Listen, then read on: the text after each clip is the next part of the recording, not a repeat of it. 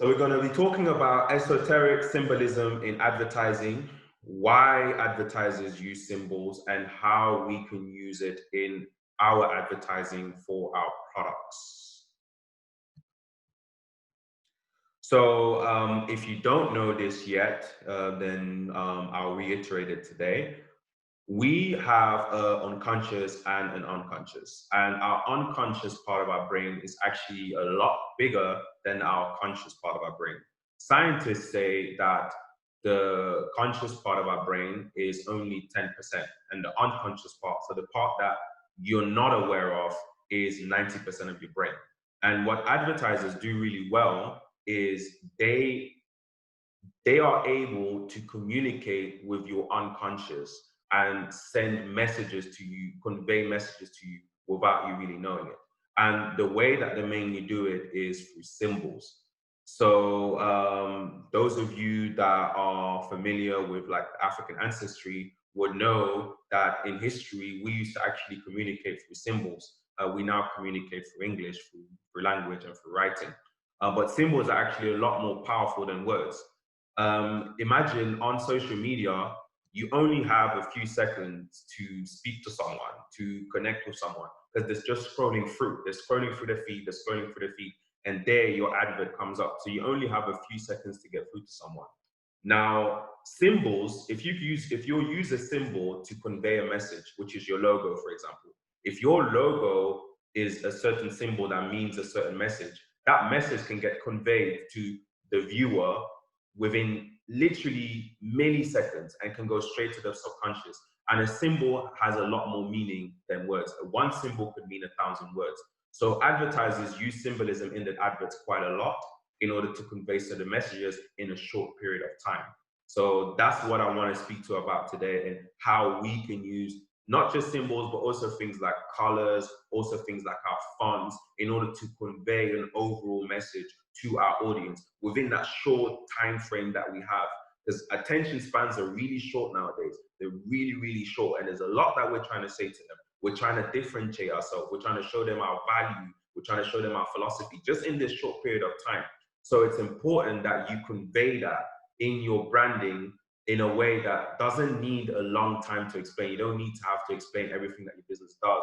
Your logo should say that for you. The colors that you use should say that for you. The shapes that you use in your social media should tell the story of your business.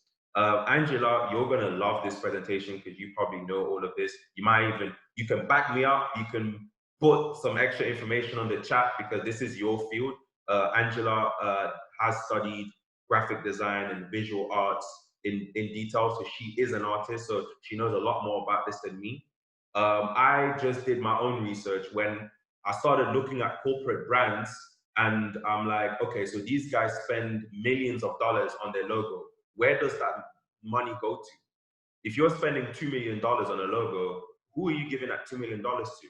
Then when I started doing my research, I realized that that money is going to like psychological studies to see how the McDonald's logo affects the unconscious mind of the people. And like, there's so many things they put the money towards, and they use the latest technologies to see how colors affect people. And all of that is being used in their marketing budget to create a logo.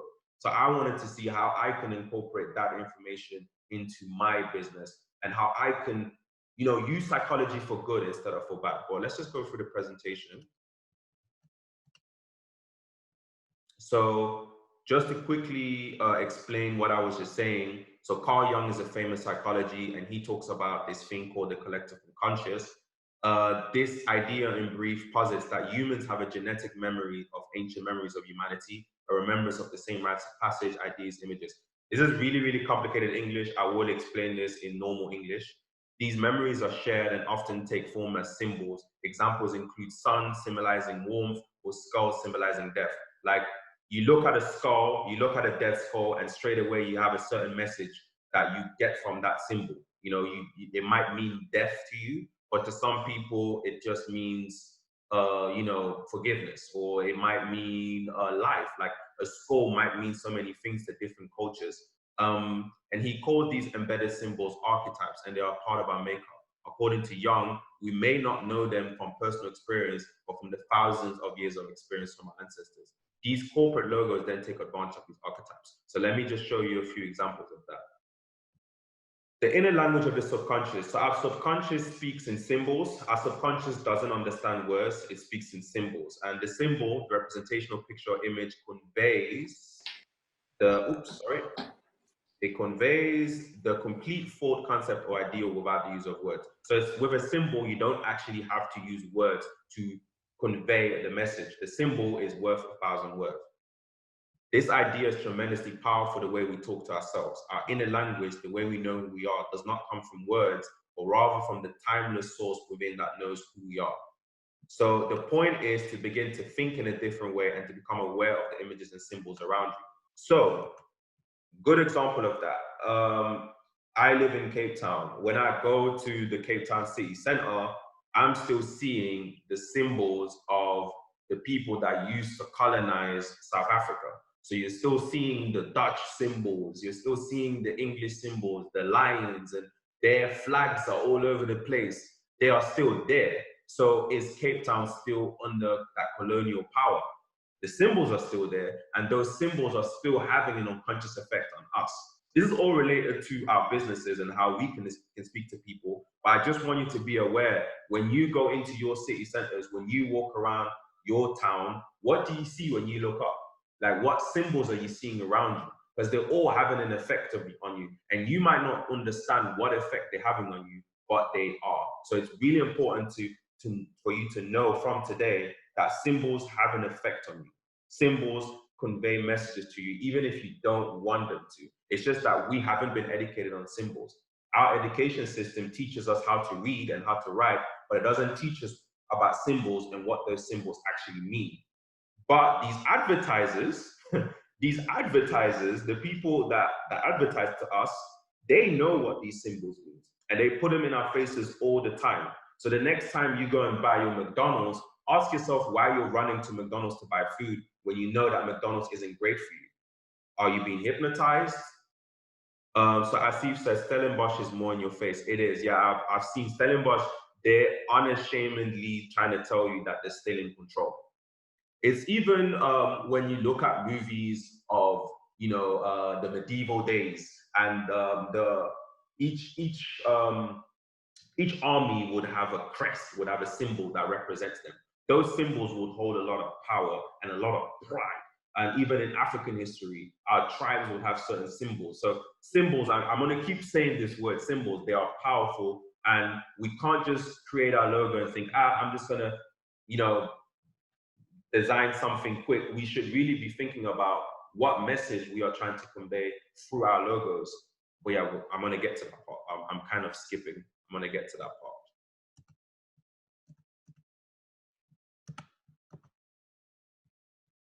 So you look at the Mercedes symbol and you think class and comfort and elegance and luxury, right?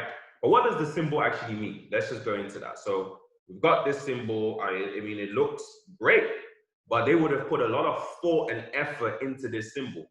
This is not just a symbol that they just put together one day. There's a lot of thought and effort that's gone into this symbol. So the actual symbol of Mercedes comes from a symbol or a shape, or I don't know what we could call it, but it was called the triquetra in the days of the Druids and the Celtics, which is like the English people's ancestors. They also use symbols to great effect. And the symbol's natural shape has the ability to stimulate the human psyche and awaken spiritual powers within. So I don't know if you believe in spiritual powers or not, but this is what the symbol actually meant. So the symbol was being used to stimulate people's minds and to awaken certain powers that they have. Now, whether this is true or not, that's what the symbol meant. And this is the symbol that they use in the Mercedes today. So are they aware of this? Are they aware of this information? I think they are aware of this information, and they're now using it to sell their products. So this symbol was being used in ceremonies back in those days. Yeah, Angela said that they are very aware. Thank you very much, because sometimes you give information like this and people think that it's just hearsay and it's a conspiracy, but actually these people do their research on these symbols, and they do their research on what it does to the human psyche, and they use that to their advantage. Oops. 1 minute. I'm just going to switch camera because my other camera just turned off. Sometimes it doesn't last too long. Right. So that's the Mercedes logo. Let's look at another one. What about Shell? So you look at Shell, you think it's just a really simple logo. And I mean, this is a company that's worth billions upon billions of dollars, one of the most powerful companies in the world. And all they're using is a shell for their logo. I mean, what does it mean? Does it even have a meaning? Well, the shell itself has quite a lot of meaning. So the meaning of the shell, so Stone Age people used to use it for the jewelry. In tropical countries, they use it for money. And the Incas buried seasons with the dead. The Greeks, they had their own myths around shells, and it was a symbol for prosperity and regeneration. So the shell has a lot of meaning to it. It means love, it means birth, it means rebirth, manifestation, reproduction. Now, are Shell aware of this? And is that why they're using it for oil? I mean, what's the link? Are they aware of it? So a few more symbols that you can use. I'm just going to load this up for you now. So this is just a list of symbols that you can use for your company when you're creating your logo. Just some ideas of what you can use and what they mean. So I'm going to send this to you guys in the WhatsApp chat in case you're thinking of creating your logo and you don't know what your logo should be. Then you can just go through this. It's just a bunch of different symbols that you can use, like fire, which can symbolize anger, punishment, destruction. If that's the emotion that you want to convey to people, then you can. There's rose, the flag. So I will be sending this to you guys later. I really like the animals ones. A lot of companies are using animals as symbols. So that's really cool. So I will be sending this to you guys later as well. Like I said, our ancestors spoke in symbols, and everyone here is African, so I can say this freely. Our ancestors did speak in symbols, and we usually look back at our ancestors and think that, oh, you know, they weren't educated, and the Westerners would usually tell us. I mean, I remember going to school, and the way they used to teach us about African history is that they didn't used to write. You know, they don't have any history. Africa doesn't have any history because they didn't write their history. Well, actually, now that I've shown you this, you understand that symbols are actually more powerful than written words. A symbol can say so much more than any essay or written paragraph can say. So understanding symbols and using it effectively can help your business. And like I said, corporate companies are already doing it. And I'm going to show you how they're doing it. I'm going to show you how much money these corporate companies are investing to study symbols and to study colors and to study the psychology of the human so that they can advertise to you. As Angela said, I think the deeper you go in history when designing your logo, the more lasting it is, because we would have come across these symbols and art pieces at some point. Exactly. Especially because we still carry the memories of our ancestors. And this lesson usually ends up going really deep into history and into spirituality, but I think it's all linked, because if you're not aware of these things and you just let it come over you, and you'll just be the person that's being taken advantage of instead of you taking advantage of it. Asif said it is recommended to use history that has symbols. So you were just answering Asif. It is recommended. Yeah, it is recommended to use a symbol with history. But then I would also say that we are also creating history at the moment. You know, with the internet, 5G is now a symbol.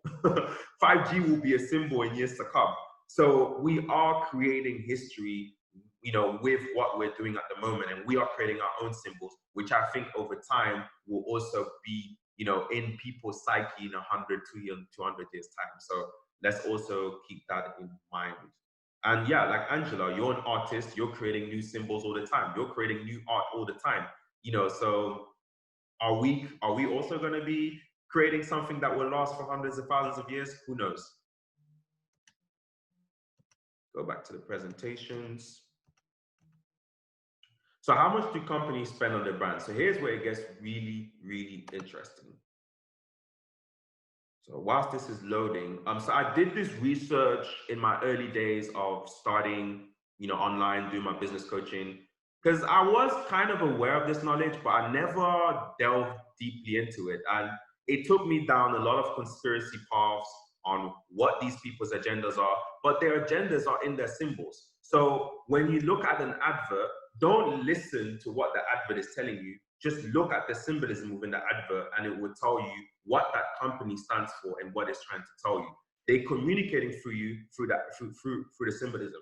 Even with movies, when you're watching movies, there's so much symbolism. Has anyone ever noticed the symbolism within movies? Please share it, because I hope I'm not alone. But if you watch a lot of Hollywood movies, have you noticed the symbolism that they put into these movies? Has anyone noticed it? Angela says yes. I would expect you to notice it as a designer. Has anyone else noticed it apart from us creatives slash designers? No? The symbolism that they put into these movies. Colin, yeah, so you've seen it as well. So this is a real thing. You know, they put the all-seeing eye, but then they put so many things. They put numerology. Numerology is a massive thing that they use to convey messages. Like we'll be watching the movie, and they'll be knocking on someone's door, and the door number would be like 777, and that would have a certain meaning to it. And I'm not trying to say that it's occult or that it's evil. It's just that they're trying to convey a message to you. So these numbers have certain effects on your psyche. They mean something. It's just that you're not aware of it. The cinematographers are amazing at sneaking in symbolism. You're right. Yeah, or even Ole Bocheng just agreed too. They do it a lot. So why aren't we doing it? Why aren't we sneaking symbolism into our adverts in order for us to convey certain messages? Because if they're doing it, it must be effective. It must be working for them. So this is the kind of knowledge that we don't really speak about a lot.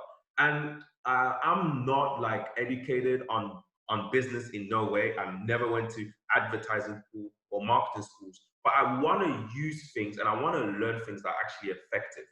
So if it's effective for me to insert symbolism into my advert, I will do it. Why not?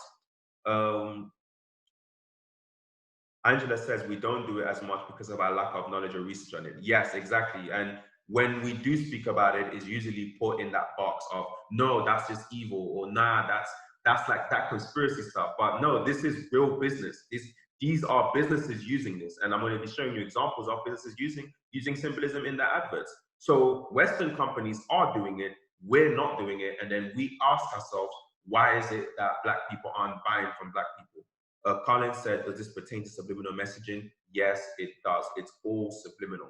This is subliminal. So it's underneath the surface. You don't know that it's going on, but it's going on, and they're telling you things. There's an agenda. What is your agenda? What agenda are you trying to spread to the world?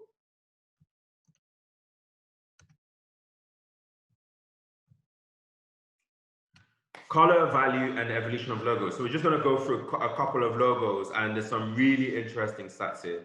How big businesses use colors to affect your emotions, and why some top logos can be dirt cheap. So not all logos are expensive, and I'm going to go through some of the cheaper ones and how they've developed over the years. So colors, red is associated with intensity of blood and fire. YouTube uses red. Blue is associated with the depth and stability of sky and sea. Samsung and Ford use blue. So they want to tell you that this is a stable product that's going to last you a long time. And we all know that Fords are quite reliable. And you know, unless you've got a Ford and it's not that been that reliable for you, I don't know. Yellow, which is associated with energy and joy. Obviously, McDonald's uses yellow. Green, associated with the harmony of nature. Starbucks, Angela mentioned Starbucks earlier with the mermaid, and Android, they use that harmony of nature, even though Android has nothing to do with nature, but they do use that green to give you a calm, relaxed feeling, to make it feel more trustful. Purple is associated with luxury and royalty. A lot of nightclubs use purple. Sorry. Orange is associated with the happiness of sunshine and tropic. Yeah, orange is just that happy color. And black, formality. I use black quite a lot with my brand, you know, that formal seriousness. And I'm going to be sending you guys this color scheme as well. So if you're thinking about what color scheme to use for your businesses, there's some really great ones that you can find here. Brown, obviously, reliable, support. Boring. Brown is actually quite boring. But like boring in a reliable sense, in a dependable sense, you know? So yeah, colors have an effect, and I'm going to go through colors a little bit more later as well. But what I really wanted to focus on was logos and those symbols. So they've done studies on this, and they found that kids from the age of 3 to 5 are able to recognize logos. So from that early age, kids are able to recognize your Nike logos and your McDonald's logos. And at the age of 7 to 8, they're able to recall the logo. And so it goes even further. At the age of 2 to 3, kids are able to match logos to products. So going back to what I was saying about how these logos and how these symbols affect our human consciousness, imagine how it's affecting the kid. And the kid can recognize the logo and it can associate the logo to a certain product. It's going to mom saying, Mom, I want to go to McDonald's. Mom, I want to buy this toy, because the logo is speaking to the kid, but the kid doesn't know about it. So from a very young age, we're already being bombarded with logos and symbols and these messages. So it's happening, it's out there. Asif says, the founder explained perfectly how McDonald's came about and the golden arches that makes the M symbolism using yellow and red. So Asif, yeah, you can share that because I remember watching it, but I don't remember that part. So yeah, please feel free to put on the chat what is it that it actually means, so we can share that with the rest of the class, because I think that would be pretty interesting. Oh, the jingle also links to the logo. I didn't know that. Angela says, for children, it's repetitive. Even during Disney movies, there's hidden messages and signs that we miss as kids. Yeah, like I've been going back to some of the stuff that I used to watch as a kid, some of the cartoons that I was watching, like your SpongeBob SquarePants, and there's so many hidden messaging that's been put in there. And like I said, it's not what they say. Like what they say doesn't matter. It's what they show you. The other day we were watching The Banker, and The Banker is a movie about two black guys in America in the 1960s, like at the height of the Jim Crow era, which is like the equivalent of apartheid in South Africa. So at the height of the Jim Crow era, where blacks were being segregated with whites, two black men used a white person to do business for them, and they ended up buying banks. They ended up even buying they bought a bank. They bought a lot of buildings for mainly banks. I remember a lot of banks. So they bought these buildings by using a white person to act as them. So that's what the movie was all about. And I was saying to Jasmine, this is an amazing movie. It's a very inspirational movie for black people. But when you look at the symbolism in the movie, so throughout the movie, you're seeing the American flag. They're always trying to show you the American flag, right? So even though it's meant to be a movie about black people and how black people, achieved great things, they're still trying to insert their message and their own beliefs through the symbolism. And there was a few scenes that to us didn't even make any sense, where they were just trying to insert their own messaging throughout the movie. So it's not about what you're saying in your advert, it's about what you put in the advert. So the visual aspect is really important. And I want to put this across, because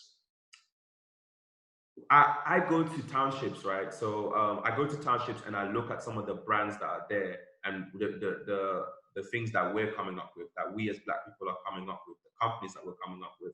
And I feel like we're not putting enough effort into our branding. We're being very lazy with it.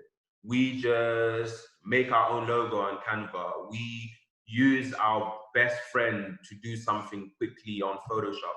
We don't put any effort into our brands, into our photo shoots, into our representation. And I feel like we're missing out on a lot of potential exposure by not understanding this. And this is basics. I'm not going too deep into it, but this is just basic. Like just knowing what colors you can associate with your business, with your brand, can make a huge difference. Sorry to bother you. I don't know. I haven't watched that, but I'm going to check that out. Asif said the adult content subliminally speaking to kids in animation is crazy. Yeah, it's happening. Okay, so what is my symbolism, color, and brand? I will go through that at the end. So I will be explaining what mine is, and maybe you will see that too. So definitely my logo is saying stuff. Let me just put that. My logo is saying a lot. Yeah. Just to quickly carry on with that infographic, how much money do companies spend? Do some of these companies spend on their brands? These are some of the most valuable brands in the world. Apple is worth 100 billion. That's a lot of money. So that's about $2 trillion. That's about the size of some of African countries' economies. Like, these companies are worth a lot of money. So yeah, they definitely trying to get through to you. A few elite logos are so valuable they don't need word marks. Good example is Nike. You see the Nike tick and you know straight away that it's a Nike. You see the Apple, you know it's an Apple. Creating logos cost a lot. So some of these logos actually cost millions of dollars to create. And there's professional creative directors, art designers, focus group, all of these people that come together just to create a simple logo. So one example was the Olympics. I don't know if you remember the 2012 Olympics, but that logo was $665,000, which is roughly about 14 million rands for a logo. 40 million rands just for a logo. Pepsi's new logo was 20 million rands. And look at this one.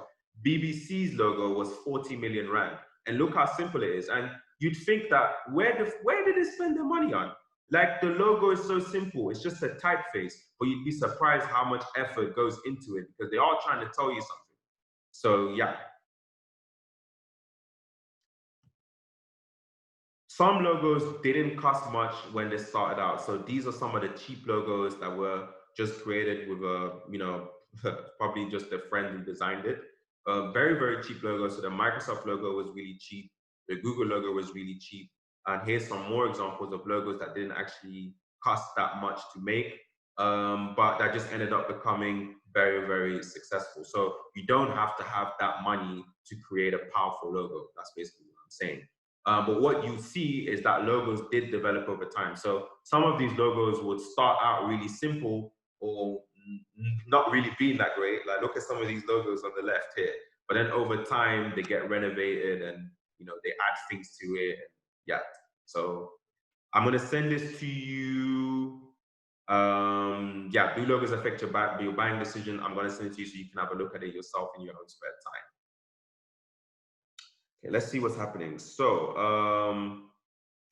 yeah, Toyota had to change their first logo. I didn't know that. Uh, yeah, imagine being the one that created Twitter logo. I think they do get paid afterwards as well, because I wouldn't be happy with that, just getting paid $15 and the company's worth millions now. So I do think that they give them a little bit of something. Right, back to the presentation. So we now know that companies spend a lot on their brand and they put a lot of effort onto it. So we should also do the same. So how can we go about doing this? First of all, you want to define your brand voice. So you want to be speaking to your audience in a manner that they understand. So depending on where they are, is your brand going to be casual or is it going to be professional? Depending on how old your audience is or what kind of people are in your audience, do you want your tone to be cheerful or serious? What is your purpose? Do you want to instruct? Do you want to inform? Or do you want to entertain? So your voice or your tone is a combination of your audience, your language, your purpose, and your tone.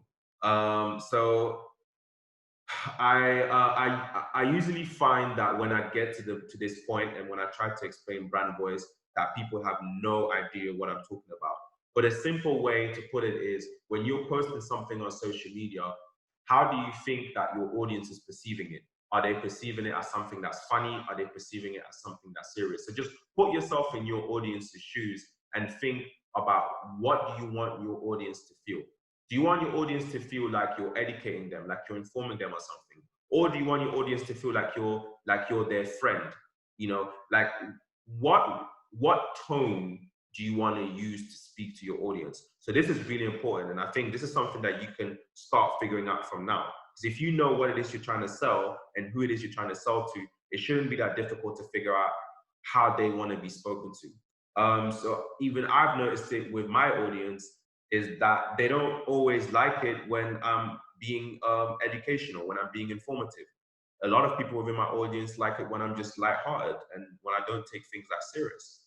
So I've had to learn to also have that kind of personality and tone to my voice and just have that cheerful tone, because I'm trying to get something across to them, but I need to understand how my audience wants to be spoken to. So that's really important. So define your brand voice. Look at your audience, look at how they like to be spoken to, Look at if you're going to be casual or professional. It's not always good to be professional. Sometimes it's good to just be yourself and to be casual and to speak casually to your people. That can come across in your images, that can come across in your captions, in your posts. It can come across in the colors that you're using. So yeah, really, really important to start off with this. Let's keep it moving. I don't want to dwell too long because we don't have too long left. Right, so be mindful of your logo. So all of this should tell you that your logo is really important. And I've just included some shapes that I will send to you that and what they mean. So with the triangle, someone mentioned the all-seeing eye. The triangle has a very mysterious look to it, and people associate it with power and ambition and competitiveness. But then when you look at like the circle is more associated with love and community. So depending on what it is that you're trying to put into the psyche of your audience, you can choose the particular shapes that will accomplish that transfer. So shapes are really important.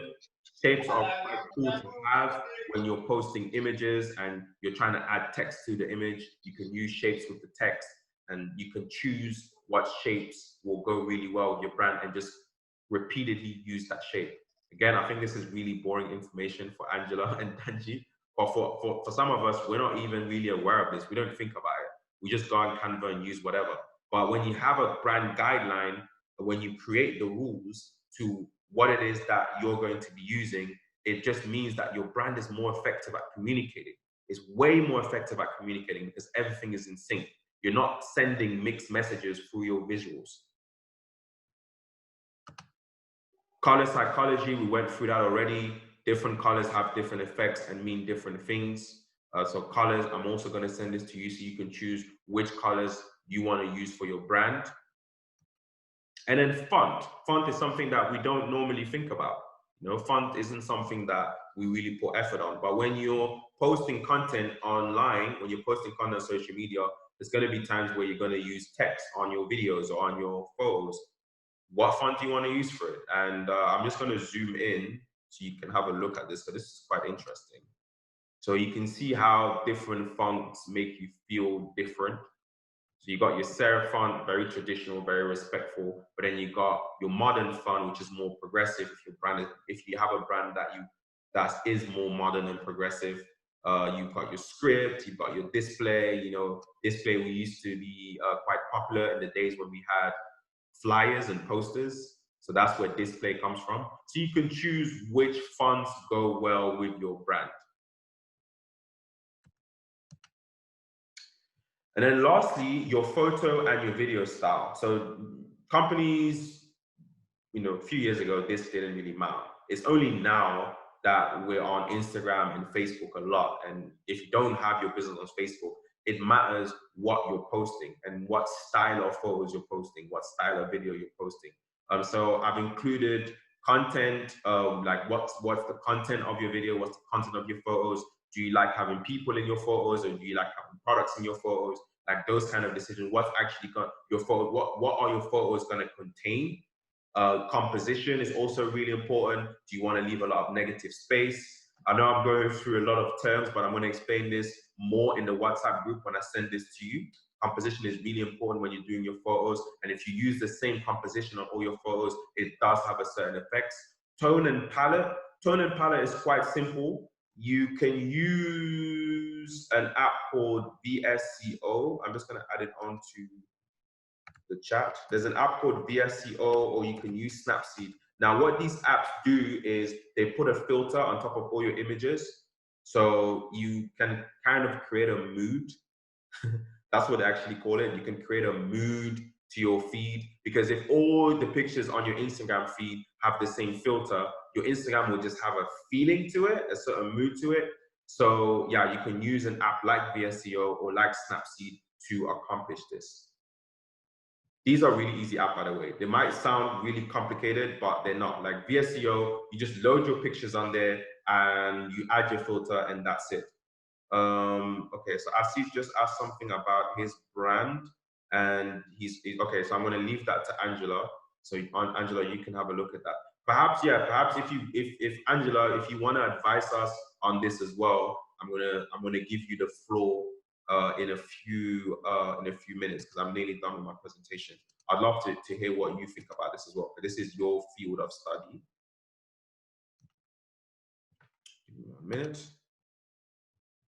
So we're nearly done. We were just talking about the photos and videos. So VSCO, use VSCO Snapseed for your photos. I think they do really work. Are you going to highlight people? As I said before, do you want to use people in your photos a lot, or do you just want to have the products?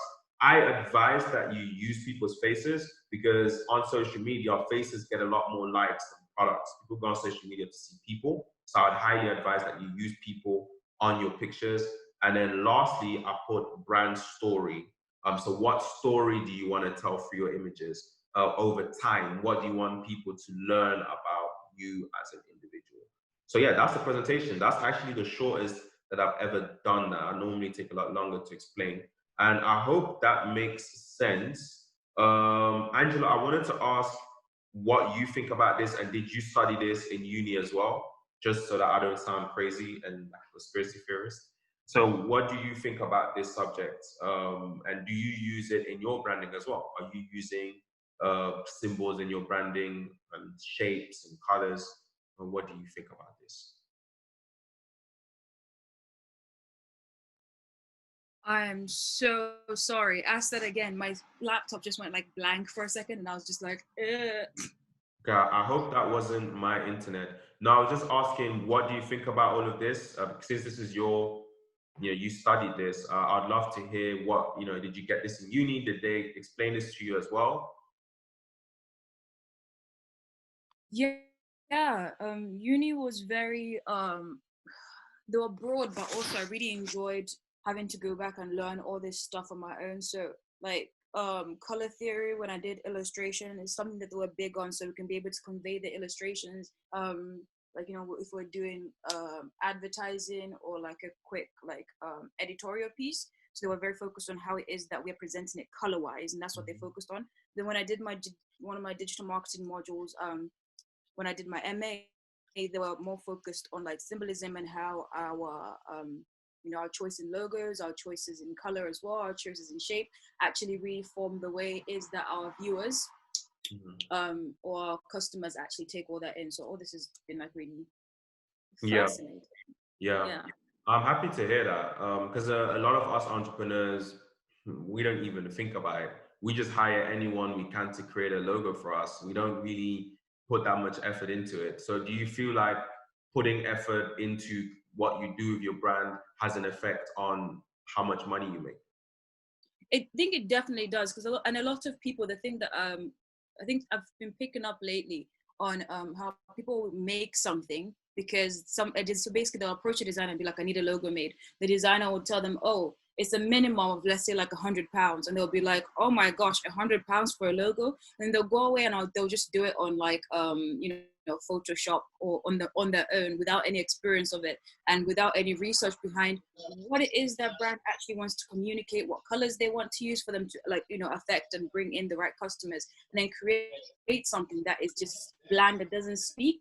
So it's very important, as much as it's like painful to have to give your coin away to somebody just for them to most people think it's just doodling. It's actually very important for you to invest in yourself. And I've found like me and Danji working together because he's more a self-taught artist. I've found that there's times where he'll make something and I have to go back and be like, bro, let's talk about this a little bit more. Yeah. Yeah. And that's that. And it's good because we get to sit there and it's good that we have both sides, one who's business minded and one who's like, has the creative aspect of it, because there's a balance. And I think that people who are, if you're trying to grow a brand, if you're trying to grow a business, like you've mentioned this whole session, it's important for you to think about the ways in which you want your brand to affect others, Exactly, and and especially in the age of digital, of social media, and in the age of 5 second attention span. Someone told yeah, me it was 15. I think it's even less now. 15 was 2018. We're at mm, 5 second attention span right now. Like, yeah. how much can you actually say to a customer in 5 seconds unless you are using these tools? You can't say anything to them, and that's what I think the big brands do really well. You see Nike, you remember Nike, you know? Yeah. And I think I think also like the time constraints we have now. Before you had print advertising and print marketing, so people used to focus really big on billboards and how they could express themselves a little bit more because that's all we had. And social media, when it came in, you had like a 15-second window to express yourself and what you're saying. If you look at most of the TikTok videos, most of the Snapchat videos, and even Instagram videos, the max is like 15 seconds for you to say something. Otherwise, you're then, saying a bit too much and people can just flick through. So if your branding is not strong enough to keep them there, you're going to lose your clients. Okay, wait, let me just quickly read from the pussy because he's on the phone. Yeah, okay, no, you're right. Thank you. And just to add on to that as well, you would think that, okay, well, no one else is doing it, no one else is thinking about all of this, why should I?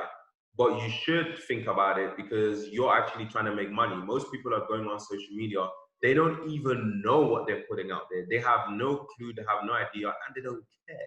They're just putting out whatever it is they feel like putting out. It doesn't matter to them. But for you as a business, you want to attract customers. And you want to attract customers that are going to relate to you and are going to relate to what it is that you're trying to achieve. Or else you're going to attract a bunch of people, you're going to attract a bunch of leads that are actually useless to your business. Because when they actually get to know you, they realize that, nah, this person is not my kind of person. You want to avoid the riffraff, basically. That's what I'm saying. You don't want to be attracting people to your business that are not good for your business. So by understanding this, you can repel the people that you don't want coming to your business and are not going to understand the value of what it is that you're offering. And you want to attract the people that will understand you. And that's what you can achieve by focusing on branding. Did I say that right, Angela? Yes. And in that, I think, like you said about how, okay, I'm just going to say, you have to be ahead of everybody else. So where most people will start a similar business to you, they're probably just doing it because they saw somebody else do it and they want to start on it. And they're not really willing to invest on their brand, their brand colors and what they're really about. And then they end up flopping. You want to be ahead of people in the realms of branding, because that's how you're going to be able to catch like the reliable client, the reliable customers who are actually going to invest in you and, stay where they are with you and purchase your products. Because a lot of people, there's so many people who are doing something similar to you, but the thing that makes you stand out is how strong you are creatively. And everybody has to have a creative budget.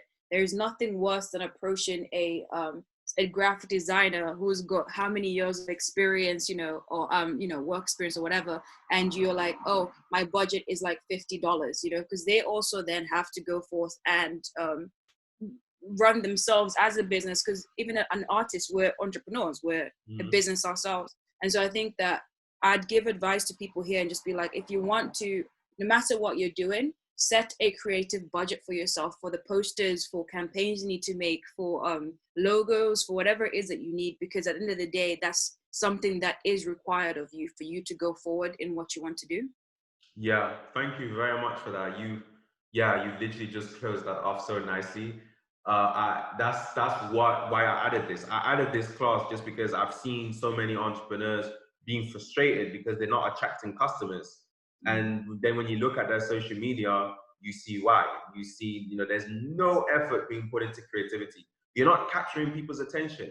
You're not. You're just posting, and you think that you deserve for people to give you attention because you're offering something great. But what you quickly realize online is that nothing comes for free. So in order for someone to give you attention, you've got to give it some form of energy. And in this case, you've got to give it creative energy. We are content creators, and I've been saying this in every single webinar since I've really realized this, is that we create content. So as online entrepreneurs in 2020, we are content creators before we're even entrepreneurs. The entrepreneurial part comes afterwards. There's no way you can sell and be an entrepreneur and make money and run a business if you don't create the content that people see and are attracted to. So the content creator part is actually more important than the entrepreneurial part. You've got to be a content creator first and then an entrepreneur. And that's crazy. So in today's age, unless you're already up there, I mean, some people are not even trying to do anything because they've already got the money. They can just invest in something or invest in someone, right? But we're not in that position. So if you're a startup in 2020, you've got to learn how to create content first and how to get people's attention and how to be a creative before learning the business side. There is no business without the creative side.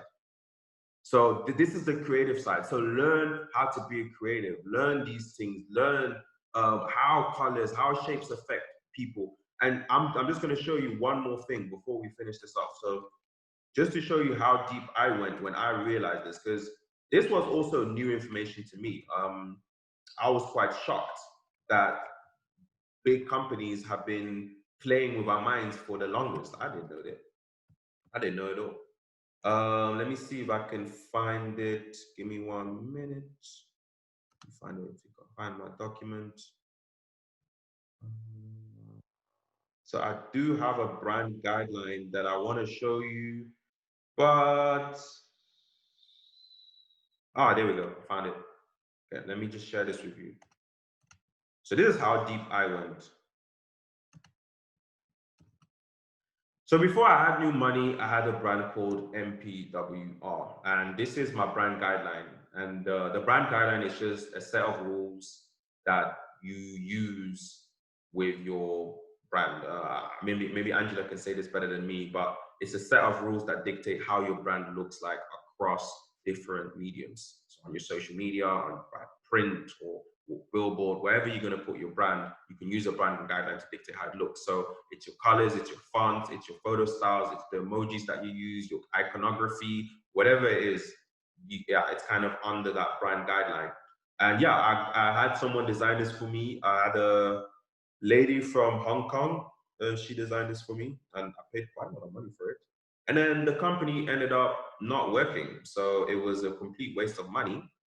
But yeah, here you kind of see how much some people actually put into this. I had my keywords there, I had my vision in there just to remind me, but this is my tone of voice, young, youthful, conversational, talking about equality, passionate, honest.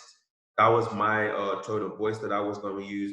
Here are my different logos. I had different logos for different spaces. Sorry, my eye is just going a bit funny.